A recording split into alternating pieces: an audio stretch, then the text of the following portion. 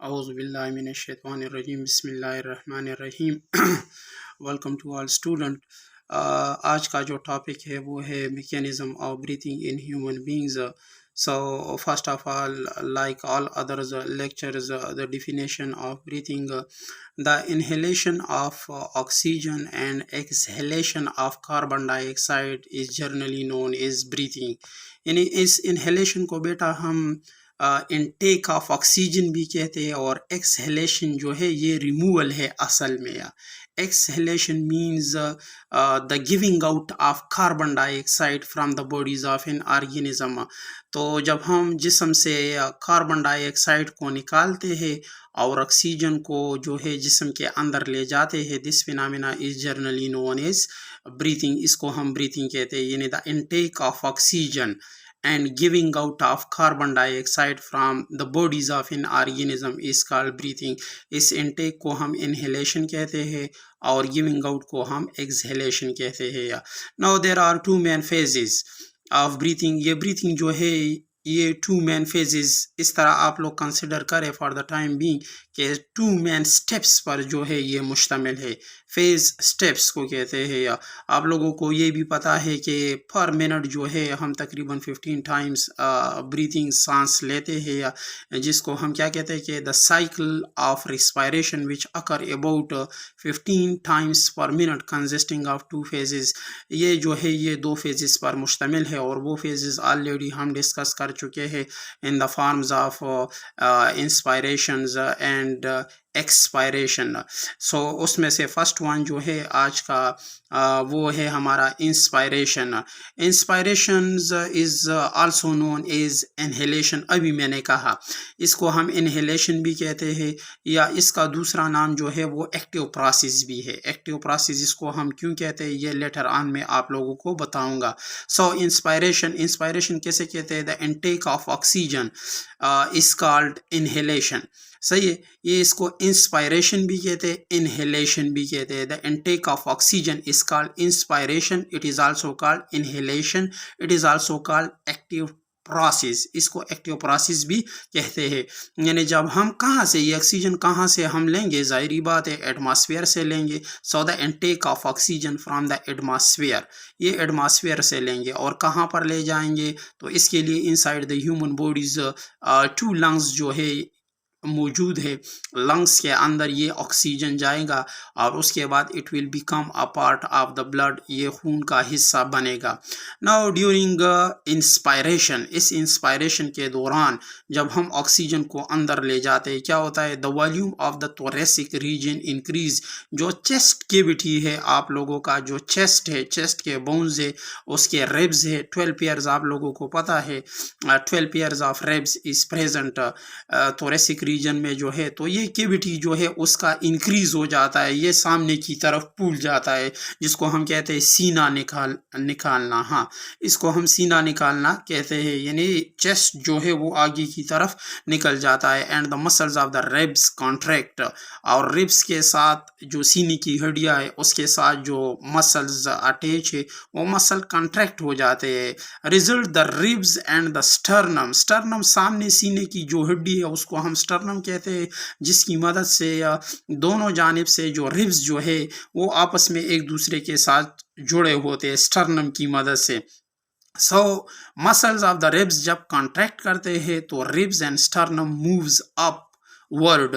یہ سٹرنم اور ریبس جو ہے یہ آگے کی طرف آ جاتے ہیں، جس کی وجہ سے ہمارا جو سینہ ہوتا ہے وہ پھیل جاتا ہے، اپ ورڈز اینڈ آؤٹ ورڈ، آگے کی جانب نکل جاتا ہے. سمپل ورڈنگ میں ہم کہتے ہیں کہ سینہ ہمارا جو ہے وہ پھول جاتا ہے اور آگے کی طرف نکل جاتا ہے. Due to which the volumes and capacity of the thoracic cavity is increase in size, جس کی وجہ سے جو thoracic cavity ہے یعنی سینے کی جو کیوٹی ہے وہ چونکہ اس کی کیپیسٹی اس کا جو والیوم ہوتا ہے وہ انکریز ہو جاتا ہے تو اس کی کیپیسٹی بھی زیادہ ہو جاتی ہے. کس چیز کی کیپیسٹی؟ یعنی اس میں سے زیادہ آکسیجن آنے کی کیپیسٹی وہ زیادہ ہو جاتا ہے. اور اس کے اندر جو پریشر ہوتا ہے دا پریشر ڈیکریز، پہلے سے جو موجود پریشر ہوتا ہے وہ پریشر کم ہو جاتا ہے. اب جب وہ پریشر کم ہو جاتا ہے اینڈ دا پریشر ڈیکریز، اب جب وہ پریشر کم ہو جاتا ہے اس کے اندر تو ظاہری بات ہے ایک خلا سا پیدا ہو جاتا ہے.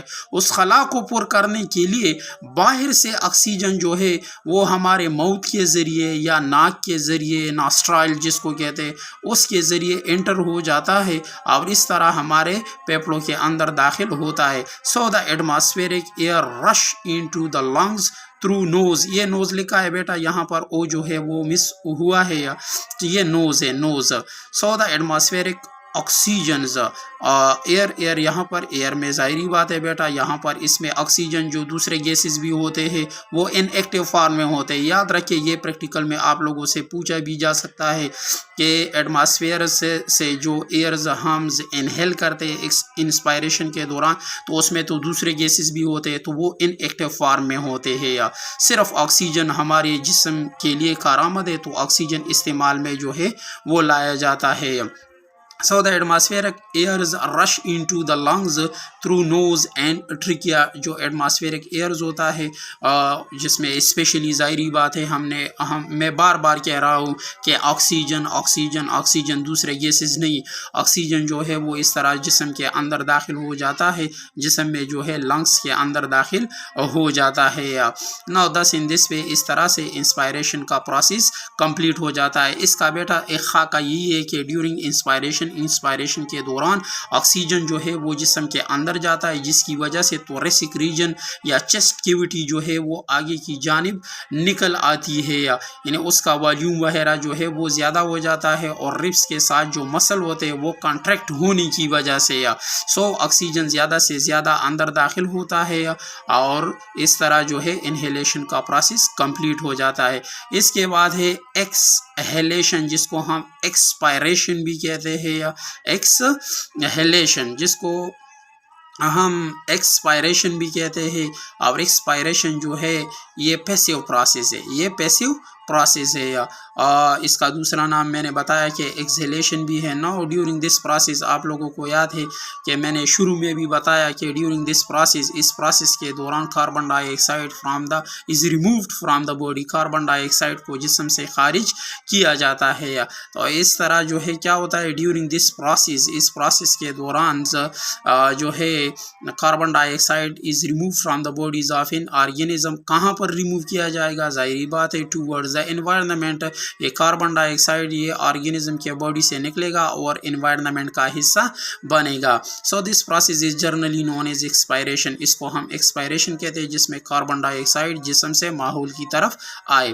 During expiration the following changes occur in lungs. اب ایکسپائریشن کے دوران بھی جو ہے کئی تبدیلیاں آتی ہے. مثال کے طور پر the volume of the thoracic region is decrease. وہاں پر انکریز ہوا تھا تو ڈیفینیٹلی یہاں پر جو ہے انکریز وہاں پر انکریز ہوا تھا تو یہاں پر ڈیکریز ہو جائے گا. اور مسل آف دا ریلیکس وہاں پر کانٹریکٹ ہوئے تھے تو یہاں پر دوبارہ جو ہے مسلز اپنی اوریجنل جگہ پر چلی جائے گی، ریلیکس ہو جائیں گے and occupy its original position پر چلے جائیں گے. تو کیا ہوگا؟ The volume of the lungs decrease. وہاں پر انکریز ہوا تھا تو یہاں پر دوبارہ جو ہے ڈیکریز ہو جائے گا، کم ہو جائے گا. اور پریشر وہاں پر کم ہوا تھا، صحیح ہے. یہاں پر پریشر کیا ہوگا؟ یہاں پر پریشر جو ہے وہ زیادہ ہوگا and the pressure is ایگزرٹڈ on the lungs. اور لنگز پر جو ہے وہ پریشر بڑھ جاتا ہے to expel carbon dye oxide out, تاکہ زیادہ سے زیادہ کاربن ڈائی آکسائڈ جو ہے وہ جسم سے باہر نکالے. نو بیٹا یہ تھا آج کے لیکچر کے بارے میں جو کہ میں نے بریفلی شارٹلی ڈسکس کر دیا. امید ہے کہ آپ لوگوں کو اس سے بہت زیادہ فائدہ پہنچے گا. اللہ حافظ.